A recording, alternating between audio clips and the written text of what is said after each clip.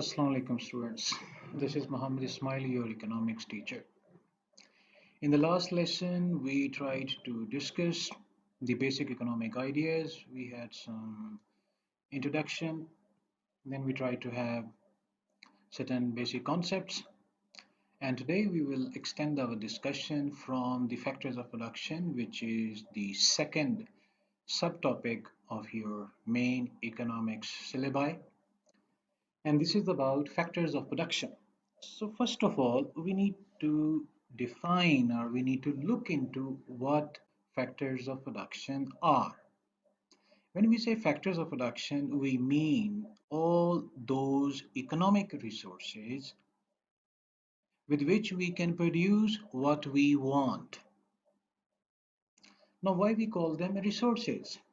Because resources and factors we use interchangeably, mean sometimes we use the word factors, sometimes we use the word resources.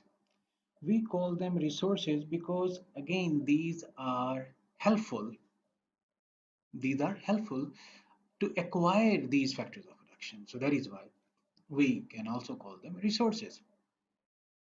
Here the definition is given like this, that factors of production or resources of production enable economic agents. Now, what are economic agents?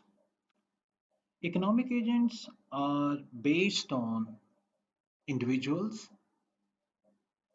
like you as a student are an individual. Household. Households mean all those people who are source of factor inputs like labor.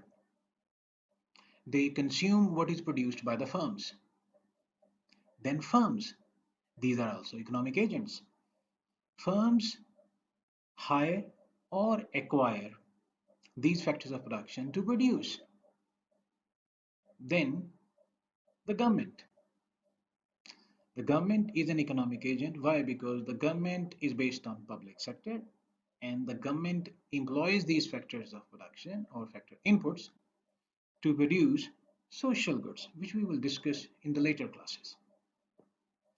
So I hope now you might have a basic idea of what factors of production are.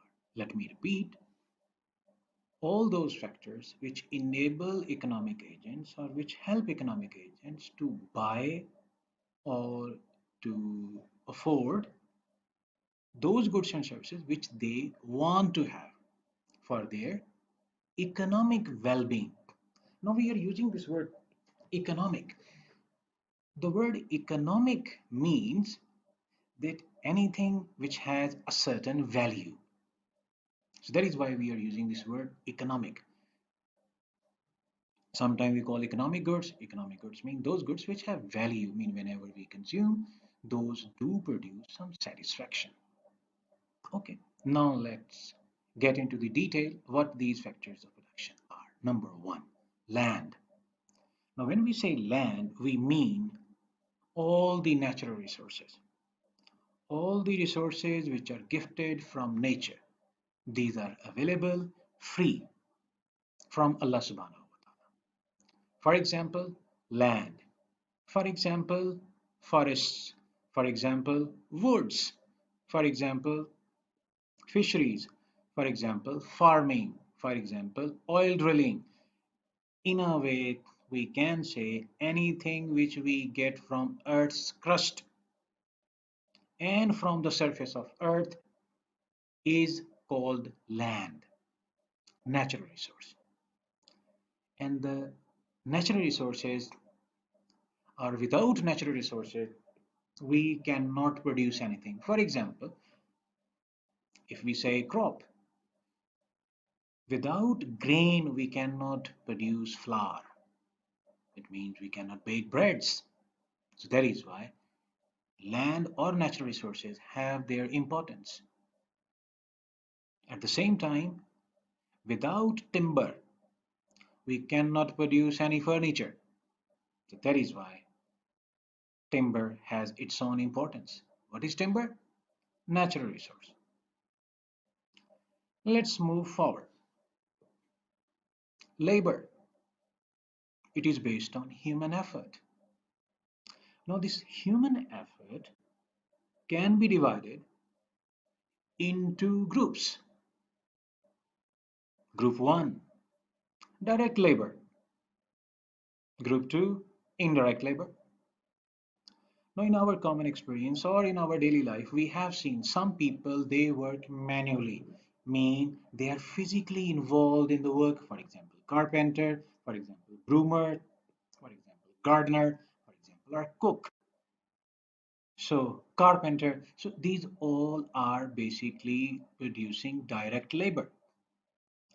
And if we look at this direct labor or the workers which produce this direct labor, so they produce or they add relatively lower value to the production of goods and services. Why? Now, when we will discuss the indirect labor, then you will better understand what is indirect labor. Indirect labor is based on mental effort. Means here workers or people are mentally involved in producing a good or a service. For example, engineers, architects, teachers, lawyers, bankers. So these all people are well qualified, well trained, educated professionals. That is why they earn more than the direct labor. And they can only earn more as compared to the direct labor because they add more value to the goods and services they produce. I hope now you might have understood what is the difference between direct and indirect labor and why direct labor is more valuable. Next comes the capital. Capital, it is based on man-made resources. When we say man-made, we mean all the resources which are made by us to help us to produce other goods and services. For example, here we have written the example of a tractor. So why we use a tractor? So those people who have a agricultural background, they might be familiar. They use the tractor for the sake of cultivation, for the sake of harvesting, while putting blades in front of the tractor to harvest the wheat crop or some other crops. Then they use the same tractor to draw water out of the well. So it can be used for different purposes. But capital is also divided into different groups. For example, capital can be human capital. Human capital means skilled manpower.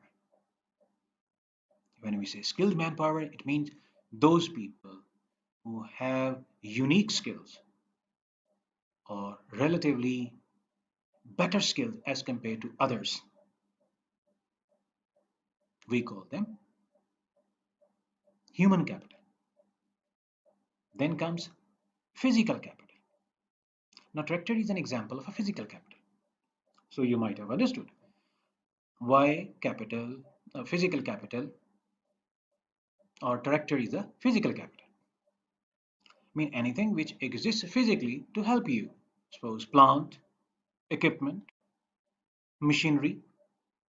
So these things or these gadgets or these, you can say, goods, we call them physical capital. Then there is financial capital. Financial capital is based on money. So it means capital can be converted from financial capital to physical capital. But neither the financial capital nor the physical capital can be converted into human capital. But it is only the human capital which can make use of financial capital as well as physical capital to produce. So it means the use of capital is dependent on human capital. That is why those individuals, those countries have progressed more, which have higher human capital or distinguished human capital along with the physical capital. Last factor input is entrepreneur, or we also call enterprise. An entrepreneur or an enterprise is based on an institutional setup or is based on institutions or individuals who take the risk of combining other factors like land, labor, and capital to produce goods and services. It means an entrepreneur basically is a visionary institution or organization or an individual which is responsible to foresee the opportunities and then involve or employ the factors of production of labor, capital, and land to produce what is demanded. And the sign of a successful entrepreneur is that it is able to foresee on time. It can make right decisions on right time. Ultimately, it seeks success. So, students, this was the factors of production. Let me summarize. So, when we said factors of production, we said resources of production are those resources which help us to produce goods and services. These are four types: land, natural resources; labor, human resources based on human effort. And human effort can be physical, mental effort; then capital, man-made resources, can be human capital, can be physical capital, can be financial capital. An enterprise or an entrepreneur is basically a risk taker who combines the other three factor inputs to produce goods and services. So students, as you are beginners, you are just joining us.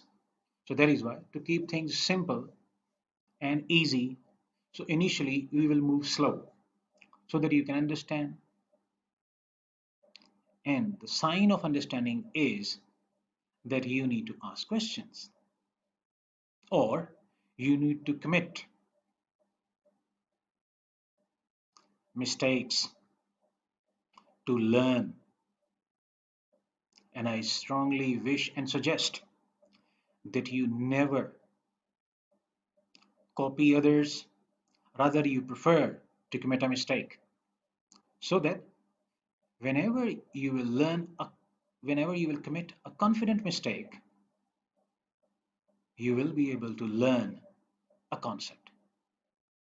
This is your third and fourth lesson. Now you will get the handout or home task for your first and second lesson at the same time, this third and fourth lesson, and you should go through. And after going through, you need to answer those questions given on the sheet. And then after solving them and putting your names on top of those, and then you send me in the group so that I can check. Goodbye until next class, which will be on opportunity cost.